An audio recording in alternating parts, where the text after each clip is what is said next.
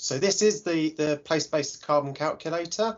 As you can see, that most of it is dominated by a big map of England, and it's an interactive map, and you can pan and zoom just like you would with any other web map. To help you navigate around the places, so you can see that sort of the main roads and place names appear. And we also give the option to show administrative boundaries. So, for example, I can turn on the local authority boundaries, or the wards, or the Westminster parliamentary constituencies, or the parishes. So hopefully that helps you navigate through the areas that are familiar to you. So I'll leave the local authority boundaries on because I think for most people here this will be the most useful. You can also use the search bar to search for a particular location, or in the top left here there's the Find My Location button, which will zoom you into your current location, and zoomed us to the University of Leeds. So I'll just zoom out a little bit so you can get an overview of the whole of Leeds. So the areas shown on this map are lower super output areas. If you've not come across those before, they're statistical neighbourhoods that were originally created for the census, and they're designed to have an average population between about 1,500 people and 3,000 people. This means in city centres they can be very small, but in rural areas they can be much larger, but they all have roughly the same population. And what this main map shows is the average carbon footprint per person for each LSOA. And because carbon footprints are a little bit abstract, they can be difficult to wrap your head round. What we've been doing is awarding areas a grade based on how they perform relative to the average LSOA. So areas that are better than average, we've awarded grades between A+ and C, and those are shown in blue. And places that are worse than average, higher carbon, are shown in red with grades from D to F. And areas that are just around average for England are shown in light yellow. So if I zoom in a little bit, we can see that this is the total emissions map, but for a particular policy you might be interested in just focusing on a specific area of the carbon footprint. So for example, we could look at just emissions from cars, or emissions from gas heating, or maybe electricity. I'm not going to show you all of these because there's lots of different options, but as well as options that show the parts of the carbon footprint, we also show other sort of context information. So for example, for housing, the average energy performance certificate rating for each LSOA, or the average size of homes, which obviously has a big impact on energy consumption.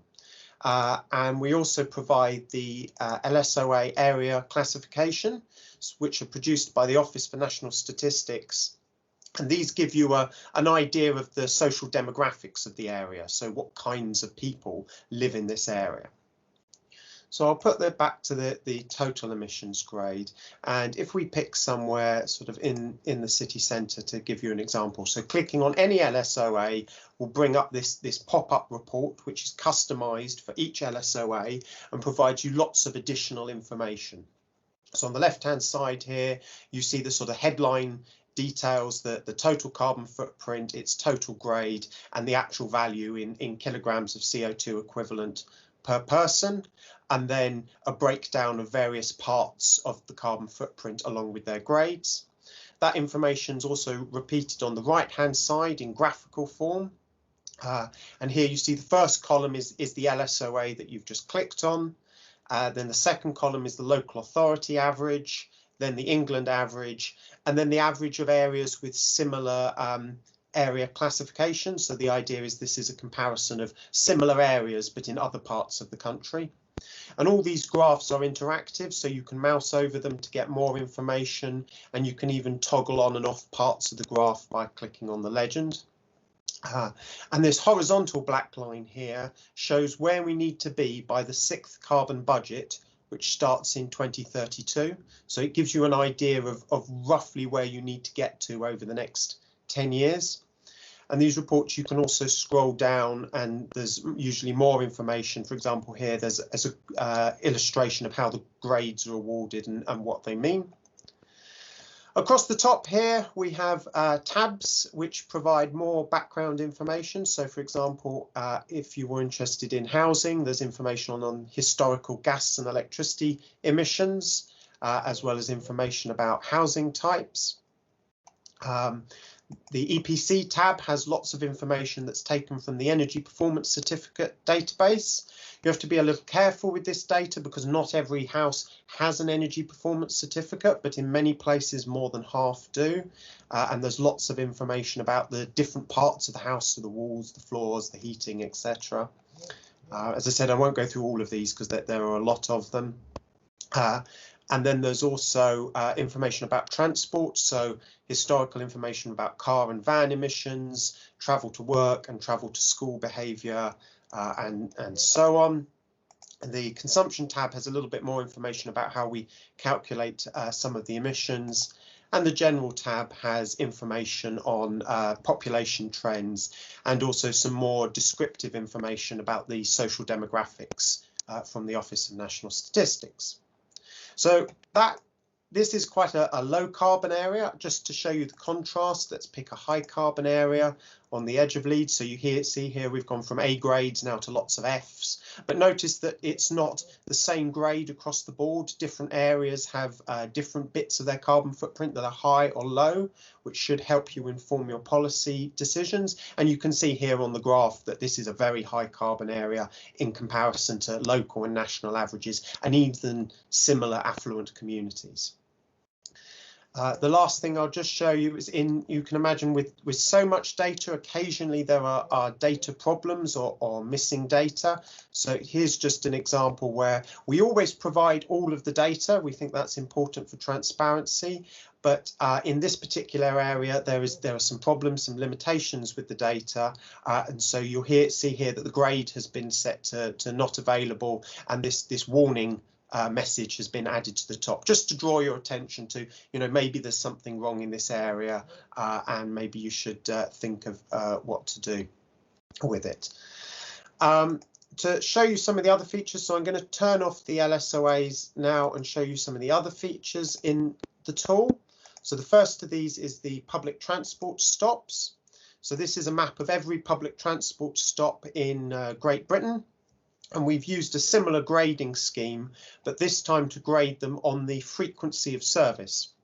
We know a really important thing of getting people to switch to public transport and away from driving and high carbon modes is not just that you need a good network of stops, but you also need a frequent service that people can use. So you can see here there are some key routes through Leeds that are in blue and dark blue. That indicates a very frequent service, so that's good. But you can see you don't actually have to go far out of the centre of Leeds to see areas in yellow and orange and even some red areas, which indicates a very infrequent service. And you can even click on any of these stops and get a little bit of additional information. So if I turn the transport stops off, we can also show how the quality of public transport and the quality of transport infrastructure in general affects travel times.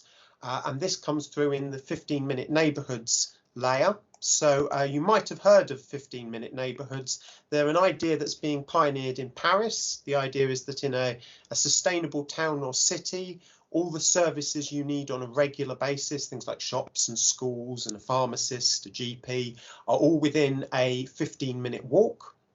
And that's the goal Paris is using. But some other cities are using different goals. For example, Melbourne in Australia is targeting 20 minutes by public transport. They might sound quite similar, but they're actually very different targets. And the idea of this layer is that it allows you to have an idea about how these different transport options work in your area. So each of these dots is the population weighted centroid of an LSOA. And if you click on it, you get the 15-minute isochrones by different modes. So the green area is 15 minutes by walking. The blue area is 15 minutes by bicycle. The purple area is 15 minutes by walking and public transport combined, and the red area is 15 minutes by bicycle and public transport combined. And I should say for the bicycle isochrones, it basically assumes you've got either a folding bike or you're able to take your bike on the public transport, which might not always be true, but is probably something you should be aspiring to in your low carbon transitions. And you'll notice here this is a good example in that how in one axis the public transport appears to be working quite well. It's substantially extending the range that people can reach within 15 minutes. But perpendicular from that, you can see that there's a problem with the public transport network in Leeds. It's not providing the connectivity in this direction. And this varies a lot even within the same city. So if we pick another area over here, you can see that this area, although there is public transport here, and this is still very much urban Leeds, the public transport is not providing the connectivity to allow people to travel further than they could cycle within 15 minutes. And you can imagine that this varies even more when you start to look between different cities. So the last layer that I'm going to show you is the Pct Root Network. So this layer is taken from the propensity to cycle tool. I won't go into too much detail about how that tool works because there are links here to more information, and the tool itself has a good explanation. But what this layer shows is what cycling levels are at the moment and could be under several future scenarios of increased cycling uptake. And the idea of including it in the carbon calculator is that you can combine the insights you get from the PCT about where you should put cycling infrastructure and the insights from the 15-minute neighbourhoods and the transport stops to combine effectively public transport and cycling together. So in terms of the other parts of the tool, I will show you quickly. We have a local authorities report page. So this is very similar to the pop-up report for the LSOAs, except it's aggregated up to whole local authorities. So you can just choose your local authority from the drop-down list, and you'll see you'll get the same report with the similar tabs. But as I said, this is for whole local authorities rather than LSOAs.